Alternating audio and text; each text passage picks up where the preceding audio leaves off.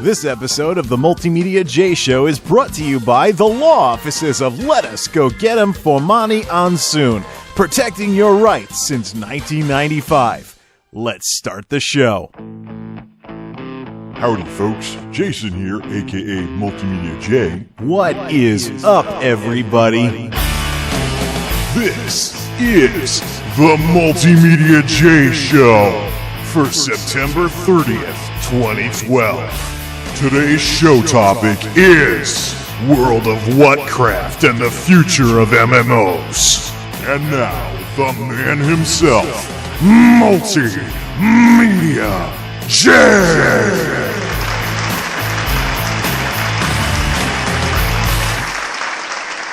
Guess who finally decided to turn off the video games and do another podcast? What is up, everybody? MultimediaJay here, and I haven't been around for quite some time, pretty much since the launch of Guild Wars 2. So that should explain quite a bit right there. But I wanted to talk about a few things, and it took me a while to really put together enough material for another podcast. But here I am. So let's talk about what we're going to talk about today, which is mostly video games at this point.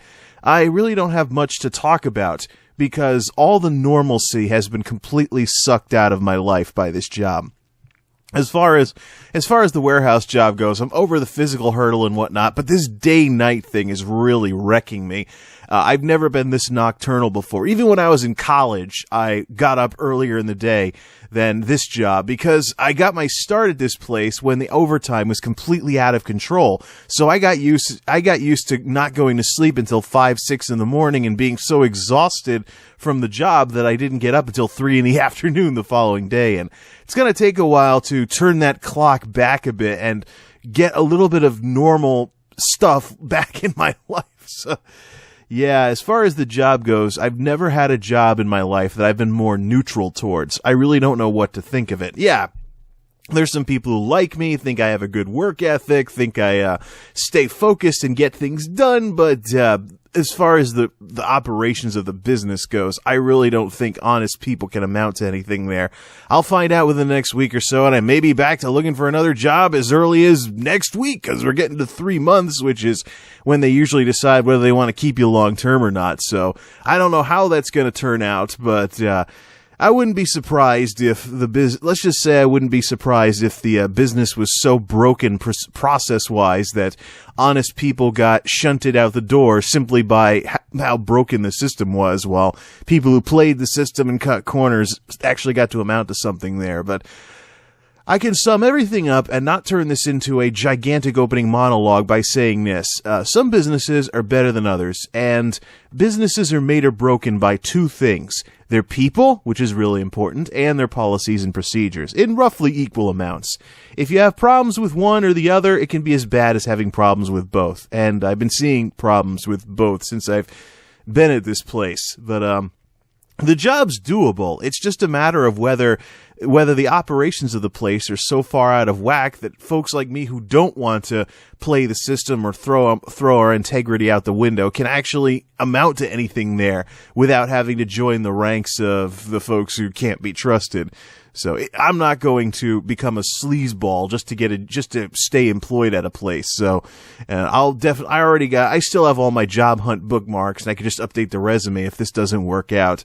But we'll just have to see what happens.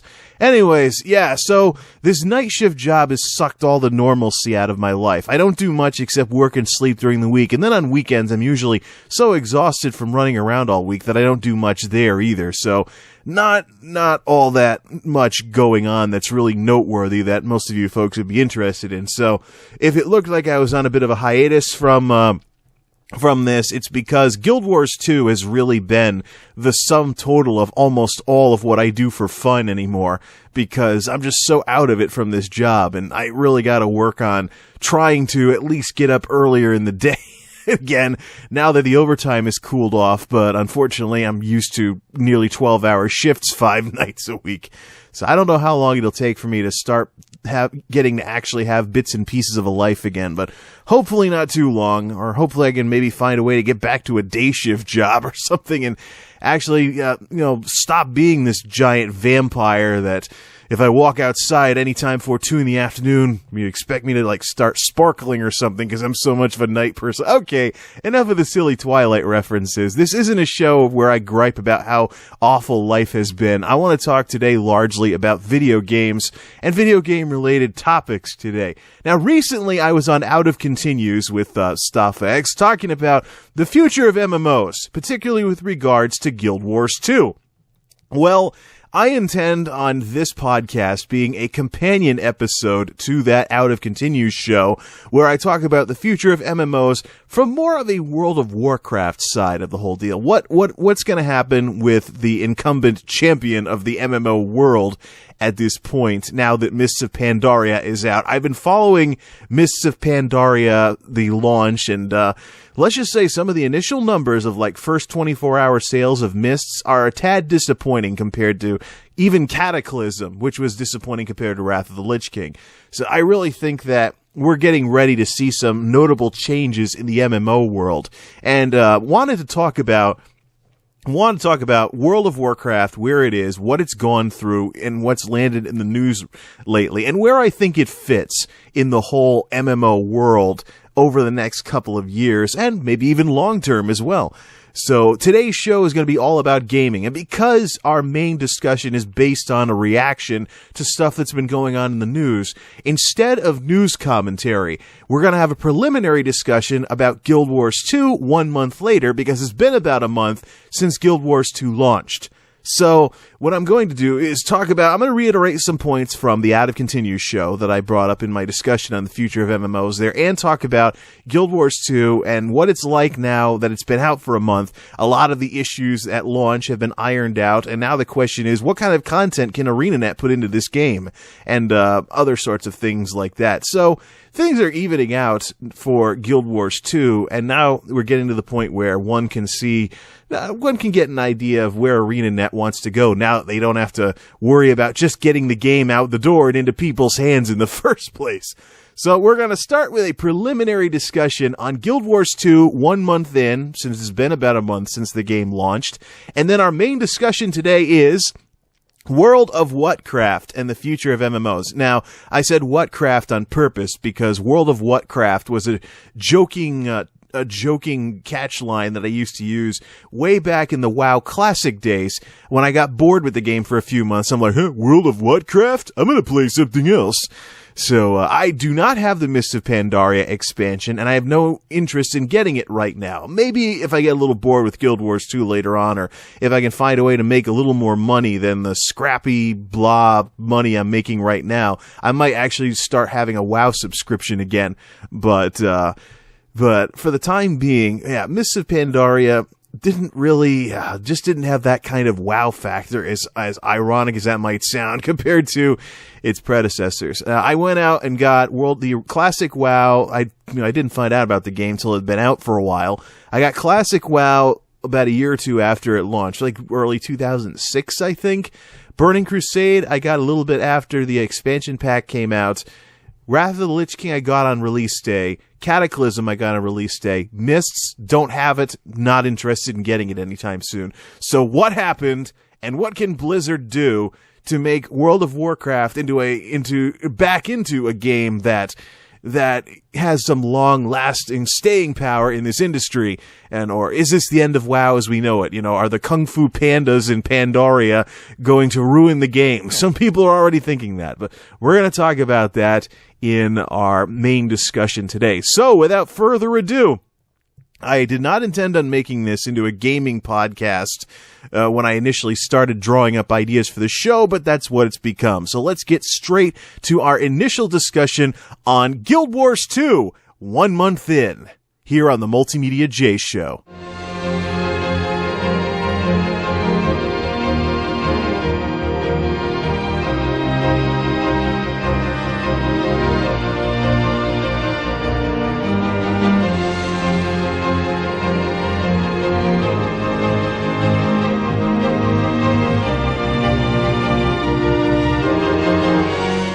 That's a clip from the wrongly named World of Warcraft All Nations Rise Overclocked remix www.ocremix.org, remixed by The Wingless.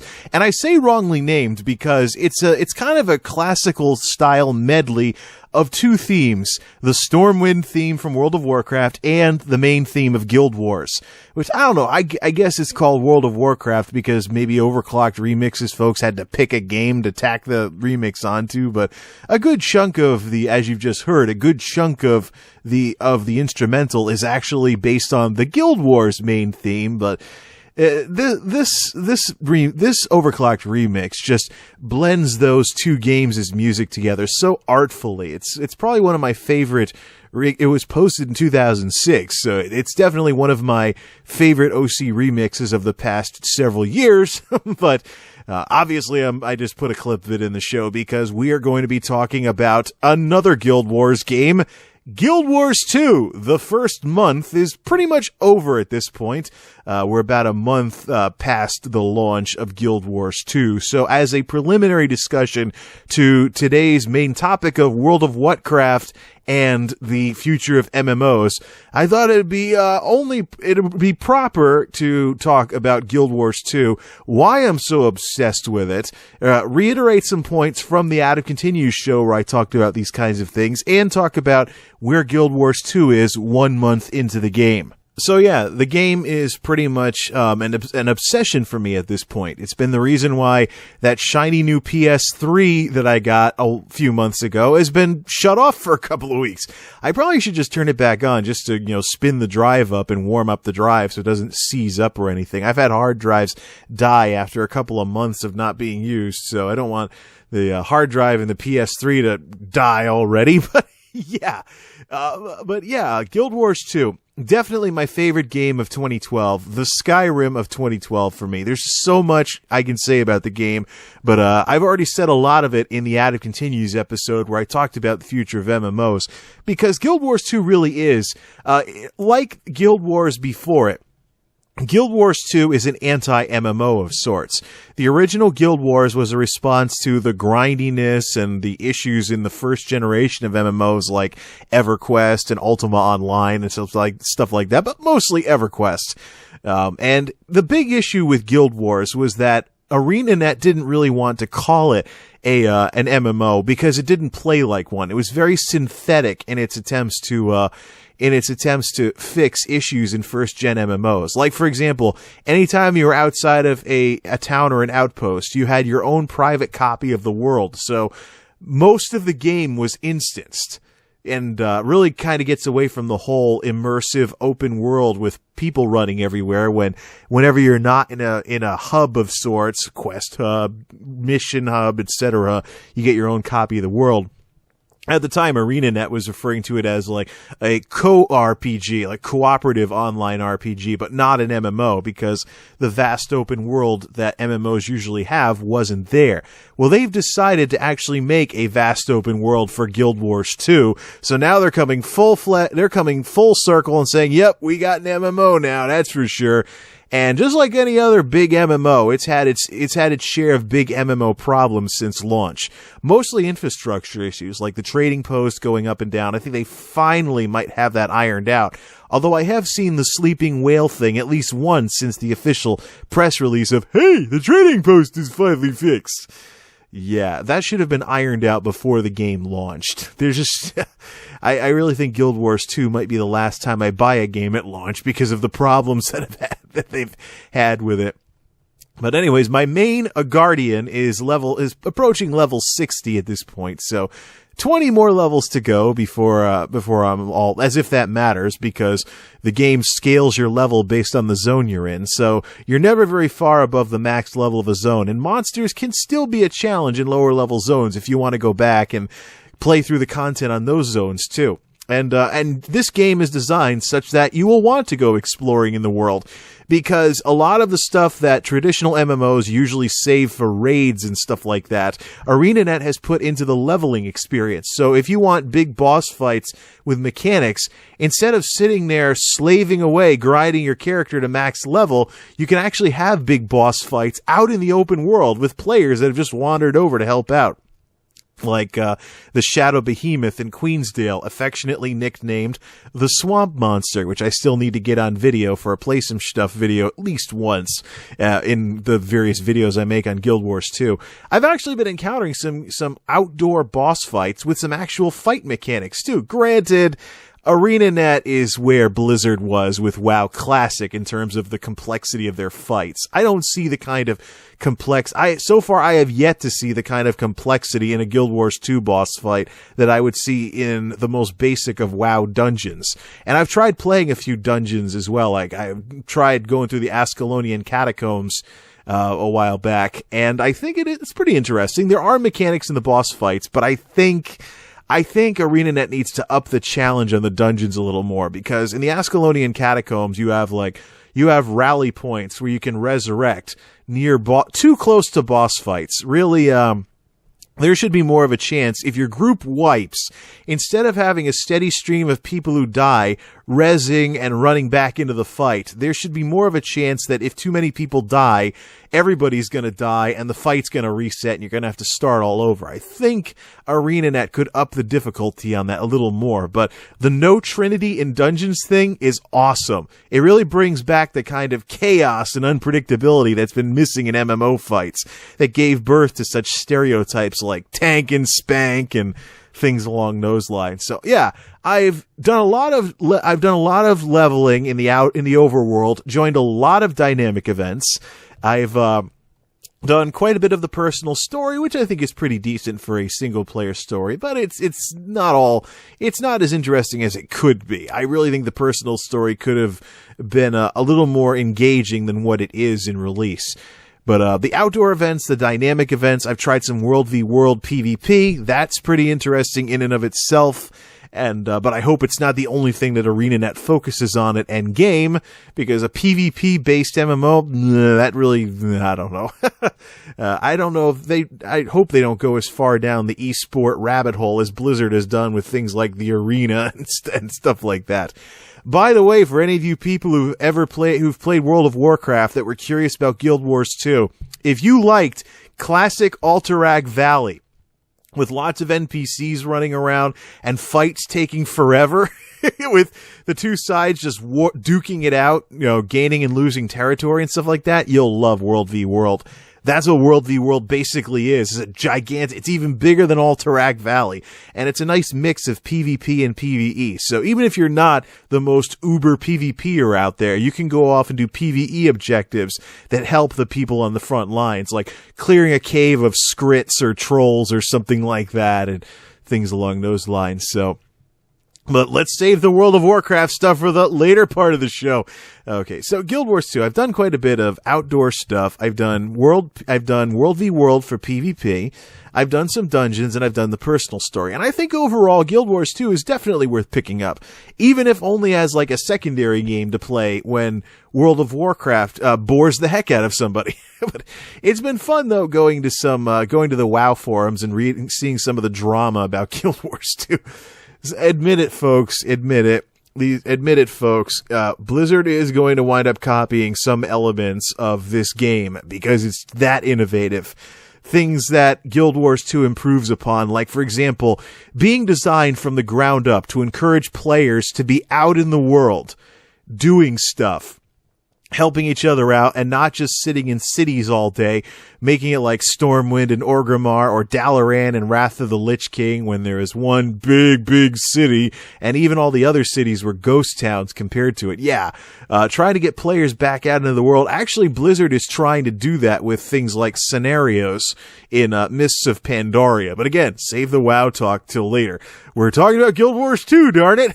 So, yeah, I think with scenarios and the loot system in raids, if that ever gets formalized to other dungeon drops and things like that in the rest of the game, I really think that Blizzard can breathe some life back into World of Warcraft by copying Guild Wars 2. But don't expect them to ever admit that they're doing that. That's kinda how they roll. Players often bring up, I've seen on the forums, how many times have I seen on the WoW forums, people bringing up ideas they see from other games, and they mention that, hey, this game does this, that game does that, and Blizzard representatives get all egotistical and very, very, very sternly explain why it's such a bad idea and why they didn't implement it. And they'll just come up with reasons for something being a bad idea. And then maybe a year or two later, you might see them sheepishly introduce it into the game. Like, oops. It's like having a stuck-up friend who never admits they're wrong. But yeah, I wouldn't be surprised if some of the features we see now in Guild Wars 2 eventually show up in World of Warcraft. So a month into the game, my take on it is it's definitely worth picking up. Even if it is only a secondary curiosity to a game you're already playing, like WoW or something like that. Matter of fact, many level-headed people are actually saying they can easily imagine someone playing both games. And with no subscription fee, I can very easily see that, because I did play both WoW and the original Guild Wars back in the days of the original Guild Wars, although I still have to, clear some content in the game. I didn't actually play it as much as I could have, but it is possible and very, very feasible to play both games. As far as endgame goes, I still have yet to get to that, so I'm not going to say too much on it, but there's been talk about the lack of raids and stuff like that, and I honestly have to say, were these people expecting a game like World of Warcraft here? A game as developed as WoW with over 5 years of content having been added to it over the years and all these updates and stuff like that?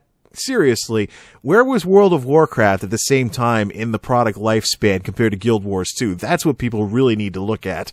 It's like, yeah, there may not be traditional raids right now, but there's plenty of outdoor boss fights, and I think that if ArenaNet upped the difficulty on some of those fights and put in some more mechanics to a lot of these big PvE fights, there would probably be a lot of people that would just go out and fight those fights and not have to mess with some of the issues of raids. But I think at some point, yeah, there should be some form of raiding in Guild Wars 2. But right now, there's a ton of content to do just to 100% complete what's there, between all the maps, all the vistas, exploring all the dungeons and things like that. But I heard there's dragon fights on the Isle of Or that I'm going to have to check out. But I really think that, yeah, I know that Guild Wars 2 has been trying to get away from some of the issues with traditional MMOs, but I just hope they don't throw the baby out with the bathwater here. There are some things that games like WoW have done right, and we already know that Blizzard is going to wind up copying some of the more innovative features of Guild Wars 2 to revitalize WoW at some point. So what's to say that ArenaNet couldn't just take another nod from the game that their game was supposed to oppose here? So 1 month in, what do I think of Guild Wars 2? I think it's off to a great start, and it's already experienced some of the growing pains of MMOs, like botters, gold sellers, things like that, security issues, although they did introduce some nice email authentication, which is pretty nice. It makes you have to authenticate via email if you log in from an IP address other than the ones you usually used to log into the game with, and fun stuff like that. So I think it's time to welcome ArenaNet to the big leagues of MMOs, because a lot of these problems that Guild Wars 2 has gone through are very reminiscent of things that World of Warcraft has gone through before. Hopefully, and this is my main concern for the game going forward, hopefully, Guild Wars 2 doesn't become so much of an anti-MMO that it isn't much pro anything. And I think they've tried to do something about that with making this game a formal MMO, putting a story on it, putting a persistent open world to it, and trying to create an MMO that wasn't as much of an anti-MMO. But there's always that lingering issue, because I ran into that with the original Guild Wars. The original Guild Wars had a pretty decent story, but as far as being engaging and making you want to keep playing it for a long, long time, I didn't see that.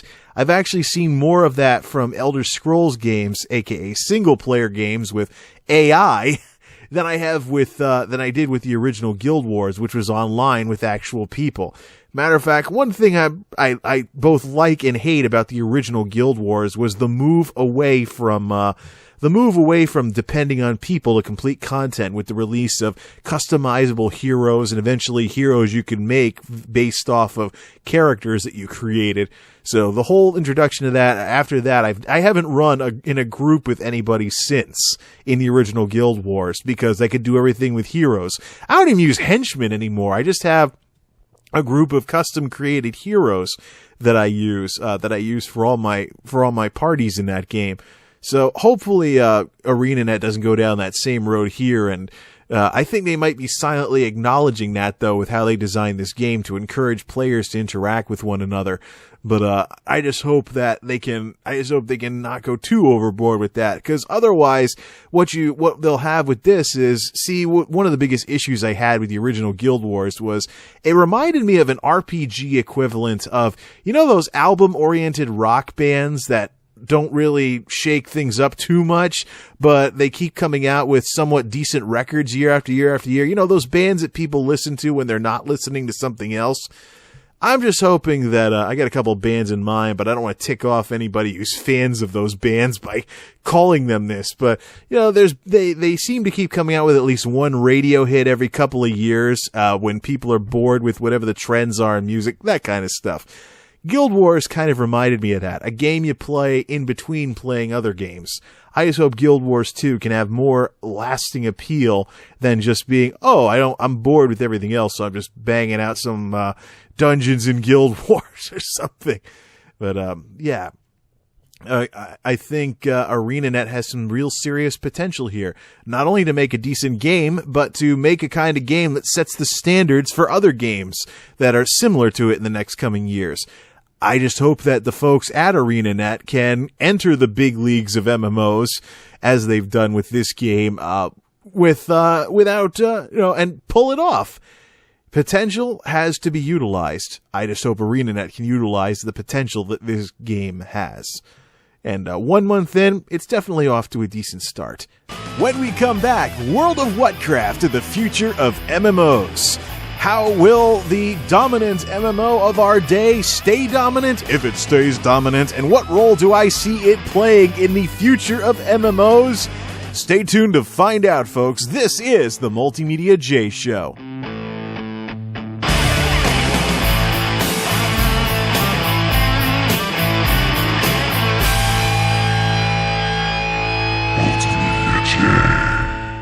School's back in session, which means the school buses are back on the roads. And as we all know, some school bus drivers are better than others. This is Vinny Formani from the law offices of Lettus, Goegetum, Formani, Ahndsuhn. Since 1995, we've been protecting your rights. Our experienced attorneys will sue those negligent school bus drivers when they cause damage to your person or your property. If you've been a victim of an auto accident with negligent school bus drivers, call the law firm that's been delivering results for over 15 years. Myself, Jacob Lettus, Michael Goegetum, and Majid Ahndsuhn have been dealing with negligent school bus drivers and lots of other personal injury cases for years. So it doesn't take a wise guy to know what the law offices of Lettus, Goegetum, Formani, Ahndsuhn can do for you. Give us a call at 555-SUEM now. That's 555-SUEMNOW. The law offices of Lettus, Goegetum, Formani, Ahndsuhn. Protecting your rights since 1995. This is the MultimediaJay Show. And now, the man himself, MultimediaJay. World of Whatcraft. Now there's a term that I haven't used in many, many years. I initially used that phrase to talk about World of Warcraft during the time period when I had gotten bored with the game and stopped playing back during the WoW Classic days. I suppose I probably should begin with kind of a recap of what my relationship with this game has been over the past several years. Basically, my interest in World of Warcraft developed based on my interest in Elder Scrolls games. I like big, open, sandbox RPGs where you get access to, the game says, here's a world, do whatever you want in it. So, the same exact thing that led me to wander around Morrowind and later Oblivion and now Skyrim, as well as games like the original Guild Wars and whatnot, led me to check out World of Warcraft. I particularly liked, first, that it was a Warcraft game. I'd known about the Warcraft franchise going all the way back to the original Orcs and Humans, back when I had a sitter when I was growing up who would play the original Warcraft RTS games on her Packard Bell computer. Yeah, we're going way back if we're talking about Packard Bells being mainstream computers, aren't we? So, Yeah, a matter of fact, she had a kid who's probably now grown up by now. She had a son, a little baby, who actually learned how to say some words by watching his mom play Warcraft on the computer. All the Alliance footmen would go around saying, "Yes, my lord, yes, my lord, yes, my lord." And the baby would hear this, and the baby, I think the baby learned how to say yes from watching this lady play Warcraft Orcs and Humans on her PC. So, I've been a fan of the Warcraft series for practically the whole time it's been around. And they then combine that with an open world and some very smooth mechanics. Like, for example, if you run inside a building in World of Warcraft, there's no load time. So you can just wander in and out of the buildings. And the only time you get load times in WoW is when you change continents or change expansion features, which I hope they do something about the Burning Crusade stuff in Azeroth at some point, because where the Draenei and the Blood Elves, the starting areas, it's really, last time I played that game, it felt really dated compared to the revamped other parts of the world. But anyways, the openness of World of Warcraft, even if I had no interest whatsoever in the raiding or anything like that, or any of the traditional MMO stuff that's become staples of your typical MMO gameplay these days, even though I wasn't very interested in dungeons and raids, just this huge open world with not a lot of load times and transitions got me interested in the game. Plus, it's a Warcraft game, so I started playing back during WoW Classics days. I think it was during the Dire Maul patch. I think it's 1.8, I think. I caught the tail end of it right before patch 1.9 came out, or maybe it was 1.9. I don't know, but I started playing, I rolled a human paladin. Like many other RPG players who start off with a generic human character. I started a human paladin and played through Classic, and got bored with the game around level 40. I was leveling as Holy, so that was probably the problem, because I was like, hey, Holy Shock looks like an interesting ability. So I actually leveled as Holy to get Holy Shock. Of course, Paladins were a total mess back then. Oh man.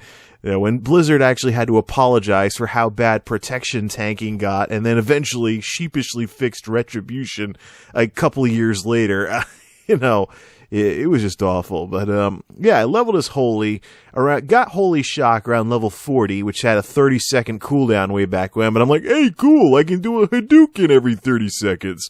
Eventually I got bored with the game and stopped playing for a couple of months. It was during this time that I referred to the game as World of Whatcraft. Eventually, around the time Burning Crusade was getting ready to launch, I got curious and got back into the game. And it was during the Burning Crusade days that I met up with, finally, I found a guild of folks who actually would let me join their guild. And eventually I even got into some raids as well, mostly after patch 302 when Retribution was finally fixed. So I caught a little bit of Karazhan at the end of Burning Crusade. So I've never been much of a raider or more of a traditional MMO player. I tend to approach MMOs the way I do my Elder Scrolls games, just wanting to be a goody two-shoe helping people out in the world, which is one of the big reasons why Guild Wars 2 was such a big thing for me, because Guild Wars 2 encourages that all the way up through the leveling curve. So I've kind of wandered off the beaten path in World of Warcraft. I haven't really been like a lot of people think WoW players are, and my guildies in game even noticed it as well, even when I went on raids and stuff like that. Of course, I knew how the game was played. I wasn't in a rush to get through the content. I would make sure I was actually geared for an instance before I started volunteering for raids, heroics, things along those lines. And I knew about things like situational awareness, don't keyboard turn, and stuff like that. I eventually became a gigantic altaholic and got up to a character in every class in every race, before Mists, of course. If I ever go back to the game, I'm gonna have to level some monks. So, and then there's some classes like, I think I wanted my warrior on the Alliance side to be a Pandaren. So I was gonna do a Pandaren warrior if I ever got Mists, but, yeah. Well, over the years, of course, we went through Burning Crusade, Wrath of the Lich King, and then Cataclysm. And the social aspect, I think, was really what kept me playing that game. There were folks I would run dungeons with, people that I would raid with, and things along those lines. And eventually, they all started getting bored of the game, leaving, or taking extended breaks on a regular basis, like they'd raid for a month and then not play the game for 3 months or something like that. So, I think the last I checked, the folks I used to raid with server transferred and faction transferred from Alliance to Horde. So, I didn't want to pay hundreds of dollars in server transfer fees to move all my characters over. So I have been working on my Horde characters on their server, but with no max level characters, I didn't even bother trying to get into their guild. And then, of course, Guild Wars 2 came out. And I don't know if I'm ever going to go back. So that's basically a brief history of where I am with World of Warcraft and what I've thought of it so far. I've treated it like an Elder Scrolls game. Now, during the development of Guild Wars 2, I kept an eye on the developments with World of Warcraft Mists of Pandaria, their latest expansion that just came out. And with what I've saw versus what Guild Wars 2 is going to be bringing to the table, I made my decision that Guild Wars 2 would be my big game, and then Mists of Pandaria might be something I check out later on if I get bored with Guild Wars 2. Just kind of like a side thing. But the big game for 2012 for me was Guild Wars 2. Looks like I wasn't alone, because if you take a look at some of the news stories coming out and some of the reviews that are going up for the release version of Mists of Pandaria, maybe not necessarily the beta, yeah, Mists of Pandaria has been stumbling out of the gate compared to its predecessors. The sales just aren't there. And one thing with sales numbers when it comes to World of Warcraft, Mists of Pandaria, we can't forget this, when we're looking at initial sales of the game, we also got to remember that annual pass thing that Blizzard was doing earlier. Now, I knew that the train was flipping off the tracks at Blizzard when they started doing that when they started doing the annual pass. Basically, the way it works is you would have to commit to a year's subscription to WoW. You know, I guess it was a move so that people wouldn't quit Warcraft for Diablo when Diablo 3 came out. Don't think they have to worry about that with how the Diablo 3 launch went. But anyways, yeah, the annual pass, I knew something wasn't right there when the annual pass came out. Because, okay, you have to commit to playing World of Warcraft for a year. You can't cancel your subscription. My question was, what if your credit card what if someone stole your credit card and you call into the credit card company and they shut down your account to give you a new card or something like that? I mean, what would happen in like extenuating circumstances where you couldn't pay your bill? Or what if you lost your job or something like that? I was never interested in that, and no amount of flitzy flying mounts or whatever the promo was they had at the time could get me to buy that thing, because I knew full well it was a defensive move. It's kind of like Blizzard buying insurance for itself, that if things didn't work out well with Mists of Pandaria, they'd at least have those annual pass people locked in that had to keep paying their subscriptions. But so far, initial sales, even if you add in the digital sales of the game in terms of units pushed shortly after launch, have not been what they've been for Cataclysm and Wrath of the Lich King from what I'm reading here. And some of that also is ballooned by the whole annual pass thing. So not too good. And some of the early reviews coming out from individuals who picked the game up are ending up on sites like Metacritic aren't exactly rosy either. But did we or anybody who ever played World of Warcraft not see this coming? I'm looking at another article from computerandvideogames.com. Mists of Pandaria suffers wrath of the unsatisfied Warcrafter.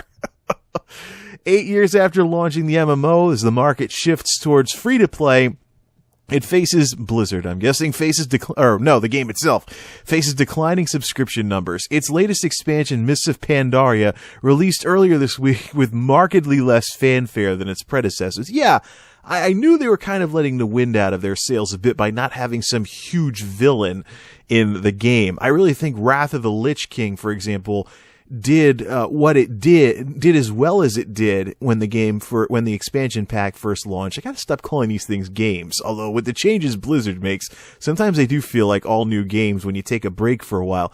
But anyways, I think Wrath of the Lich King probably had the strongest, was the peak of Warcraft, and I think that might be because the villain, Arthas, the Lich King, was one of the had huge ties to Warcraft 3. And then with Cataclysm, we had Deathwing, who hadn't made an appearance since, I think, Warcraft 2. Deathwing wasn't a big name in recent years in the Warcraft franchise.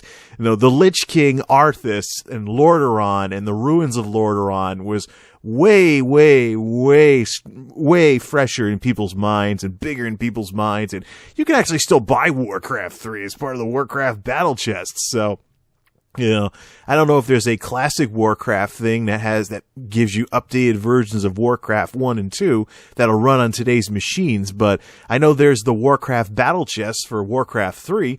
I'd have to go take a look, but really, in terms of a big star villain for the expansion, yeah, that's what's missing here. See, what Blizzard's trying to do with Mists of Pandaria is go back to what there was in classic WoW, where there wasn't really a villain, a huge villain that would be on the cover of the box and be causing havoc throughout the land. They wanted to go back to where it's just about the world and stuff like that, which I think is a bit too simple of goals and stuff like that, but who knows, you know. One of the problems with Blizzard constantly trying to one-up itself with giant villains and epic fights and things like that, and constantly making big characters from the Warcraft universe into raid bosses is, what were they going to do when the raid bosses ran out? At some point, they have to stop making this game about hunting down and killing big villains from Warcraft 3 and the previous Warcraft games. At some point, this story has to move forward, and I think they're doing some of that with what they've been doing with this MMO. But yeah, Mists of Pandaria, I might check it out later on, but it's worth noting that this is probably the first World of Warcraft expansion since Burning Crusade that I haven't gotten on release day. I mean, Wrath of the Lich King, I was totally getting that on release day. Left work, went straight to a store, picked it up, came home and installed it. Same thing with Cataclysm. Mists, I don't even have it, and I don't even want it. I might get curious about it later and pick it up then. Maybe get a digital copy instead of the actual box, which would be a first. It'd be my first digital Warcraft expansion that I ever purchased. Although I might actually go get a box copy just so it's not like gigs and gigs of downloads if I ever want to reinstall the client. That's one legitimate use for box copies of WoW games. Get you all patched up to what you need to be at and stuff, so reinstalls don't take gigs and gigs and gigs and gigs and gigs of bandwidth to install. But, yep, looking over the articles, here, I'd say Mists of Pandaria is definitely is stumbling out of the gate compared to its predecessors. And some players are chiming in on that with some of the glitches with things like cross-realm zones and things like that. And the sad part is just quite simply, it's just Blizzard's culture has changed. Whether we want to admit it or not, the Blizzard that's running WoW today is not the Blizzard that was running WoW even 3 years ago, much less 5 years ago. I think even some of the folks who helped with Wrath of the Lich King have been moved to other projects, and the attitude has just changed and stuff. You know, this whole thing that you have if you go on their forums with, like, celebrity developers like Calgan and Ghostcrawler and T-Goal and these other folks who have like little pseudonyms for themselves on the forums, and then they become like famous among the WoW population. This needs to stop. I mean, because many of them are getting about as snobby as Hollywood celebrities with what they post. I remember when Greg Street, aka Ghostcrawler, first started posting on the forums with Wrath of the Lich King. A lot of people thought he was some old lady somewhere because he was talking, he's in a rather condescending manner towards players, particularly players that had anything negative to say about the game at all. Yeah, I realize that, you know, Blizzard, huge game, huge MMO, the dominant MMO for over 5 years now. it may get someone a little bit arrogant, but some of what I've seen from them is just, it reminded me of grade school teachers wagging fingers in a kid's face when he said a bad word in class or something like that. I mean, come on. This is a game that's been around for over 5 years. A lot of the people that started think about it. People that started playing WoW in like junior high in 2004 are now out of high school now. So, like it or not, Blizzard, your audience is growing up. Even just your WoW audience is growing up. So, actually, no, WoW is not a kid's game. And despite all the Kung Fu pandas they put in for this latest expansion, I have never viewed WoW as a kid's game. It's got a Saturday morning cartoon feel to it, but, I've seen people of all ages play it. I've even seen families play this game. I've been in guilds where I'm running a dungeon with two parents and their kid acts up. They're like, hold on, I gotta go yell at my kid in the next room. He just wiped a raid. So it's the social. I think that does lead into something about World of Warcraft, though. I think a lot of the reason why the game is still as big as it is, despite the problems it's had with content since Cataclysm launched and healers being treated like crap and stuff like that.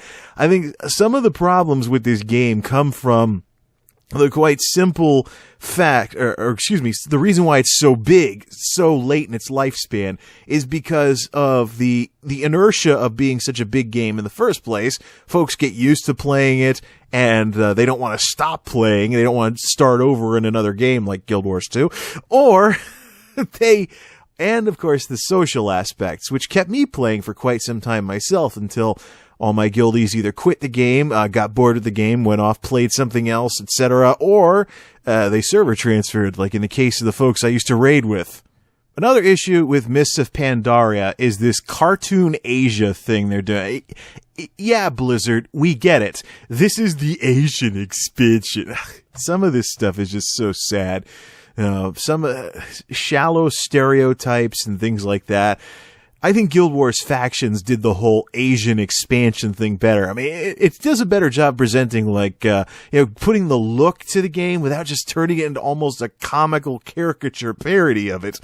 Though some of the cutscenes that I've seen from Mists of Pandaria make me wonder if someone at Blizzard watched too much Kung Pao Enter the Fists before they went to work on that game. Seriously.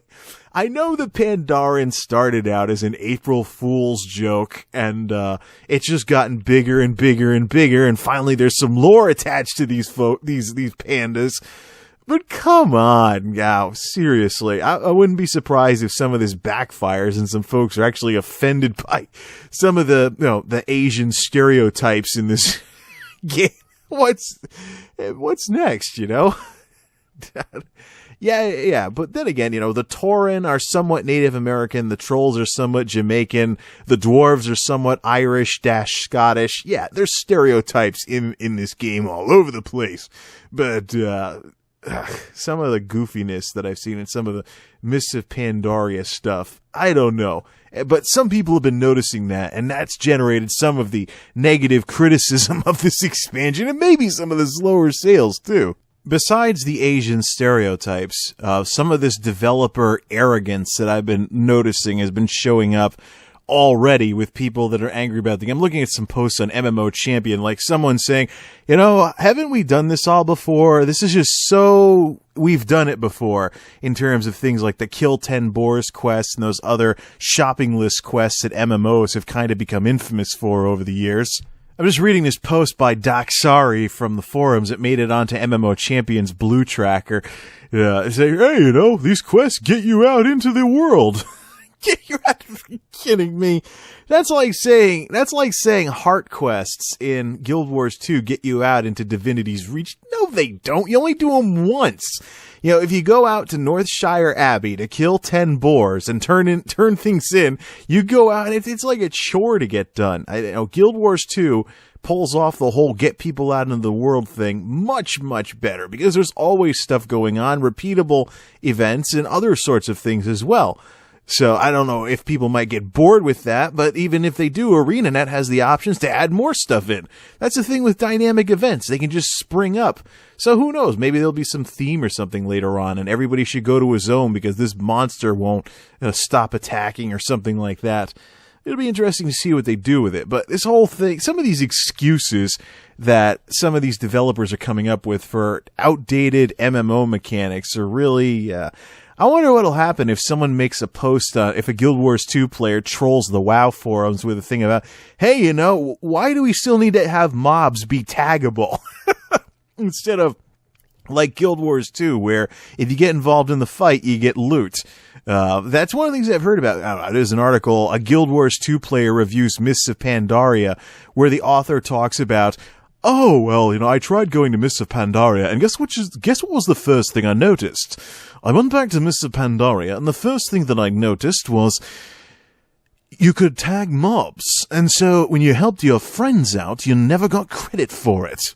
When you helped someone out, you didn't get credit for it. But guess what happened? You know, other players, instead of being a good thing, turned into something you had to get past and things like that. Especially with the cross-realm zones and some of the gaffes I've heard about with those, where a lot of high-pop zones a lot of high-pop servers share a zone, and everything is farmed to heck, because, you know, the Hellfire Peninsula experience, like what they had at the launch of Burning Crusade, you know, let's just bring that back, you know, that spirit of, hurry up, tag the mobs so you can complete your quest. I remember that for the Cataclysm launch, too. Cataclysm was probably the worst example of that. Hurry up, tag your mobs. And then right before the outdoor revamp in the pre-Cataclysm patch, there were level 80s running around all over the place here I was, you know, farming the heck out of everything for the achievements, because the quest achievements had been made. So here I was trying to level a human hunter, one of the new race class combinations, and all these 80s are one-shotting everything in a 20-mile radius. I almost stopped playing because of that. But yeah, Blizzard seems to have lost their touch with game mechanics at this point. It seems like what this stuff that they're launching just doesn't seem to want to work as intended. Another MMO champion thing I'm taking a look at is, hey, scenarios, man, they need to check specs. I'm getting scenarios where it's all healers. Response from Bashiak. Maybe it's a misunderstanding of what scenarios are. You really should swap your spec to DPS. No, Bashiak, no, this guy doesn't get it. Some people want to play healers, including going around doing outdoor quests as a healer in their healing spec. You know, with dual spec, maybe you have like a priest who wants to be disciplined and holy at the same time, depending on, you know, what type of healing they want to do in raids. This whole giving up on specs, because it's another big thing I was not really a big fan of in WoW's more recent years. This whole giving up on making specs usable outside of raids because of dual spec. No, you know, I've known some folks who would want to have like 2 tank specs or 2 healer specs. And you can't just throw around the excuse of, oh, just swap to your DPS spec. But yeah, this is an issue. And like with priests, we want to be both disc and holy at the same time and things like that. And plus, it's not like the game was totally broken in the olden days if you played as something besides a DPS out in the open world. Yeah, I'm talking about open world here. I'm not talking about like healers being able to DPS in raids or anything, but I just remember it was fun in Wrath of the Lich King and even more fun in Cataclysm to level as a tank because nothing would kill you. Yeah, sure, the fights might take like 33% more time per monster, but you would still be able to quietly level up. You'll go a little slower than the others, but it'll be easy as heck after a hard day of work. So actually, all my characters that could level as tanks in Cataclysm leveled as tanks in Cataclysm because of that. It makes me wonder why Blizzard can't do the same thing for healers. Personally, I think they've been beating healers into the dirt since the healing revamps for Cataclysm because, we don't want to make a fast-paced game where you have to constantly, watch out for burst damage. So we're just going to make you run out of mana instead.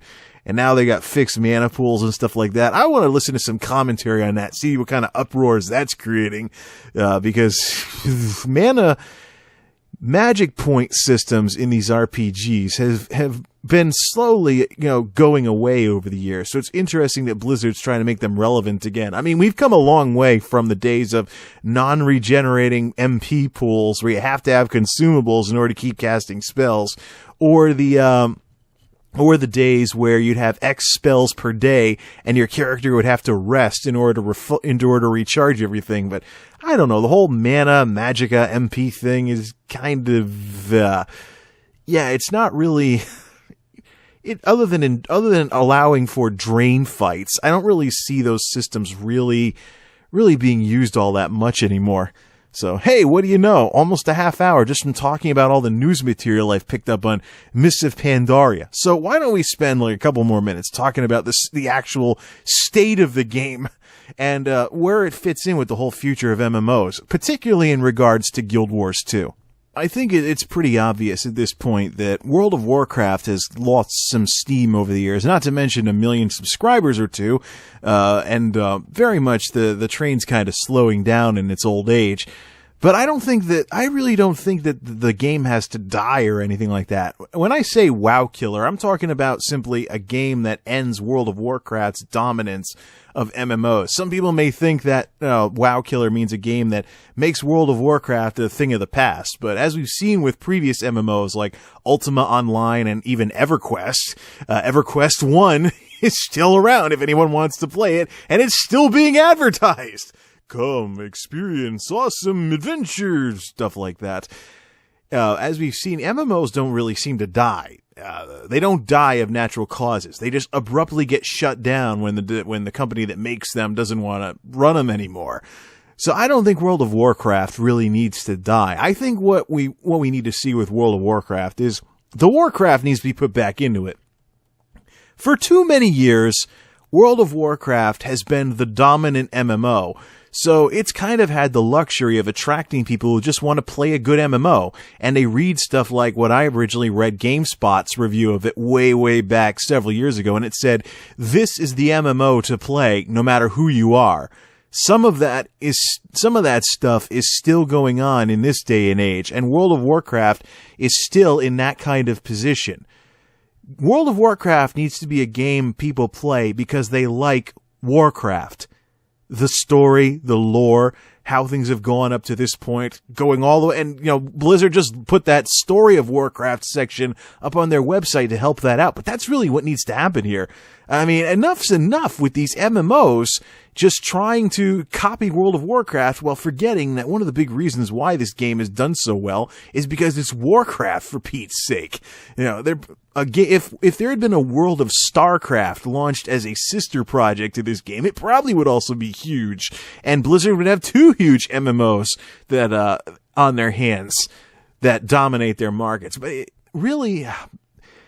you can't just say this is an MMO, it's going to be a big game, because World of Warcraft was a big game. Now, MMOs need to be a matter of content. They need to be a matter of, I want to play this game because it has this in it. And I think that's really where the lines are going to be drawn. If World of Warcraft were to copy more elements of Guild Wars 2, then we started seeing things like no more mob tagging or node stealing or kill stealing or things like that, or dynamic de-leveling, so content you missed while leveling up doesn't become trivial if you want to go back and play it later, like old instances, old raids, or anything like that. If we started seeing those kinds of things in World of Warcraft, we'd basically have a situation where instead of playing World of Warcraft because it's the biggest MMO, you'd want to play it because it's Warcraft. And other games that could, develop up to this standard, you want to play because they were that or the other. I'd like to see the day come when you play a game like Star Wars: The Old Republic because it's Star Wars, or you play Guild Wars 2 because it's Tyria. That's really where the lines need to be drawn between MMOs. I realize I'm reiterating something that I already said on Ad Continues, but there's this thing, I gotta play catch up with that show, listen to the discussion about are games products or services, but I personally believe games are products with service elements put in them if the game maker wants to add them in there. But here's the thing, even if you want to view the game as a service, it's gotta be like, channels on, it's gotta be like channels on your TV.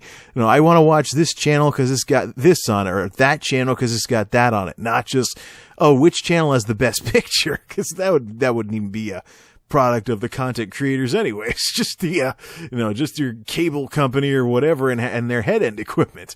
But really, this whole thing with MMOs, it should be standardized, and people should pick their MMOs based on what franchises or what games or what story they'd like to play the next chapter in. It's really what it needs to get to.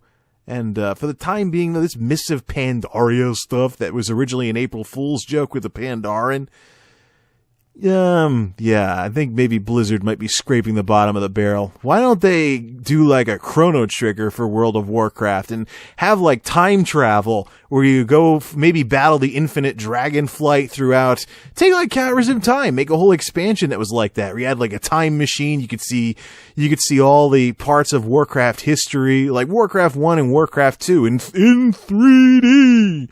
Now, there'd be something interesting, a cross between World of Warcraft and Chrono Trigger. Anyways, I don't know about Blizzard, though.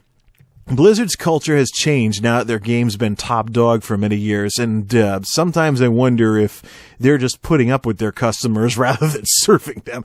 With some of the blue posts that I see, and just the whole culture of blue posts to begin with, and patch notes and the whole patch mentality and stuff I've been talking about in my blog, where, Guild Wars 2 updates are nice and humble, and you almost don't hear about them unless you go digging for them, versus hey everybody, this is what we're gonna have in the next big patch of World of Warcraft. Keep those subscription fees coming in because we gotta develop this stuff.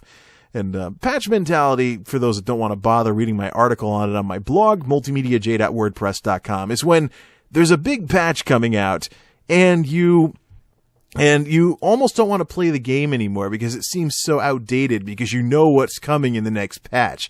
I've encountered that on more than one occasion, but I don't know. It really depends on what Blizzard does with this kind of stuff. Some companies are victims of their own success, and no king reigns forever, as what's-his-name said in Wrath of the Lich King.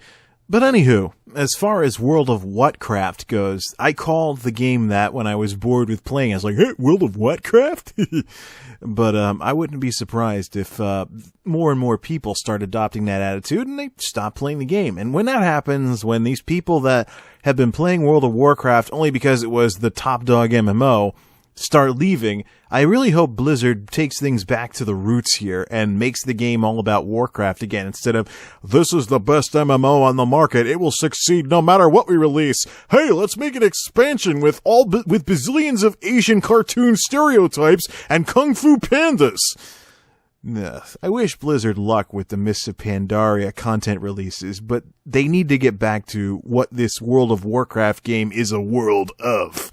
Maybe even advance the Warcraft story if that's even still possible. Like, I already know this MMO might very well be the reason why there's never a Warcraft 4, but they shouldn't just turn this successful, originally RTS franchise into a mega cash cow to be milked to death. Anyways, maybe one of these weeks I'll check it out. If I get curious enough about this game, I just might pick it up. But in the meantime, I don't see that happening. And I hope Blizzard can get their stuff together. Because it'd be sad to see this game get shut down after all that it's done. It'd be probably the biggest example of, oh, how the mighty have fallen in gaming history. To have a game this big with millions of players cease to exist, I can't even think of that day if it's coming. But hopefully, I think Blizzard knows better than to let that happen, and I hope they do that. Because it'd be sad to see, though, with all the history going back to the RTS games in the 90s, it'd be very sad to see the Warcraft franchise crash and burn. Anyways, it looks like we've got ourselves the longest MultimediaJay show ever, but what can I say? It's a big game. I had a hard enough time getting through my news material for just to talk about, the future of MMOs and things like that. But a big game deserves a big discussion. So till next time, this is MultimediaJay signing off. Thanks for listening, folks. and I'll see you next time. Thanks for stopping by.